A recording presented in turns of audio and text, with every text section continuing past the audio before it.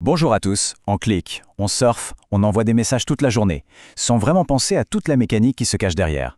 Eh bien aujourd'hui, on va décortiquer ce langage secret qui fait tourner notre monde numérique, les protocoles réseau.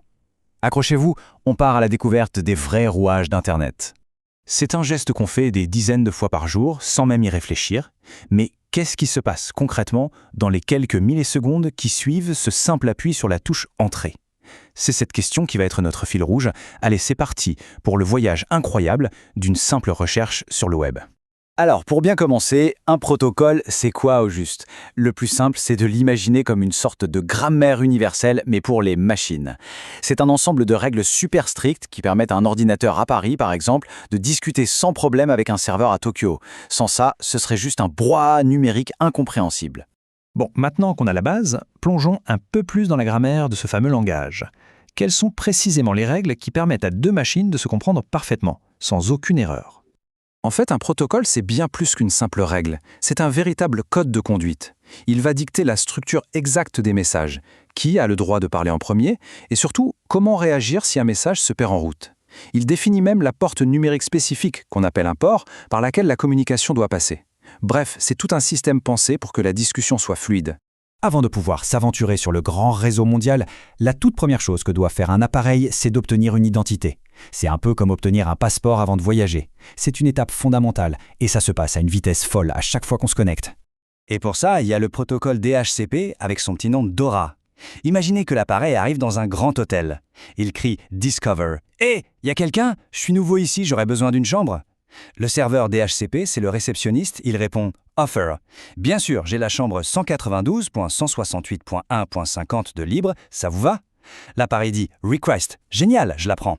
Et le serveur conclut avec « Acknowledge ». Parfait, elle est à vous pour les prochaines heures.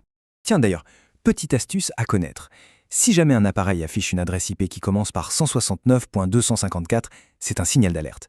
Ça veut tout simplement dire qu'il n'a pas réussi à parler au réceptionniste. Il a échoué à obtenir son passeport. Du coup, il s'est donné une adresse au hasard, mais il est complètement isolé, incapable de sortir sur Internet.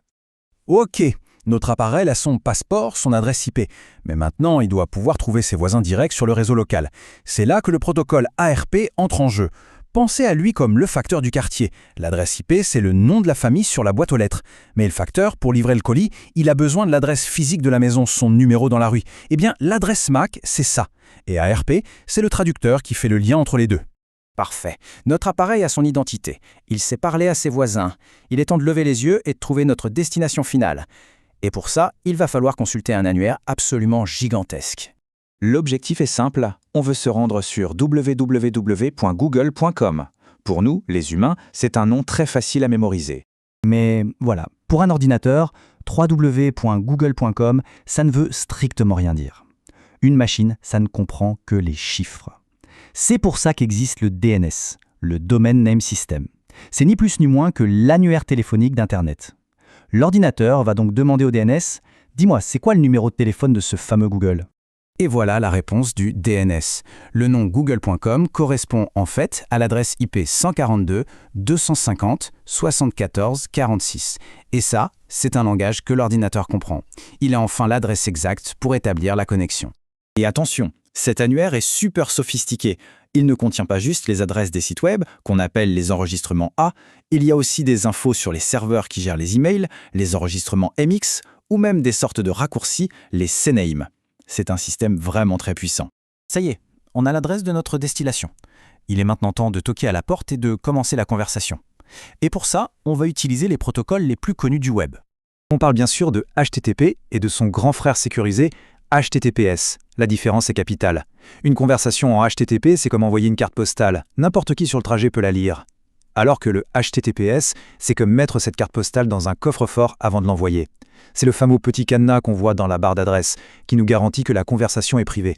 Et quand on engage la conversation, le serveur nous répond avec un code. C'est un peu son humeur du moment. Le code 200 OK, c'est le grand soleil, tout s'est bien passé. Le très célèbre 404 not found, eh bien, la page n'existe pas. Et un 500 internal server error, là c'est la tempête, le serveur a un gros problème. Connaître ces codes, c'est déjà commencer à comprendre ce que le web nous raconte. Mais alors, que faire si quelque chose se passe mal pendant ce voyage? Comment on peut jouer les détectives du réseau pour trouver le problème? Il existe des outils très simples, mais incroyablement puissants pour suivre nos données à la trace. Le premier outil, c'est la commande ping. C'est l'équivalent de crier « Allô » à un serveur pour voir s'il nous entend et s'il nous répond.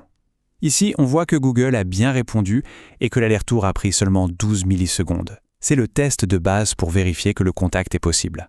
Pour aller plus loin, il y a Traceroute, ou Tracert sur Windows. Lui, c'est un véritable GPS.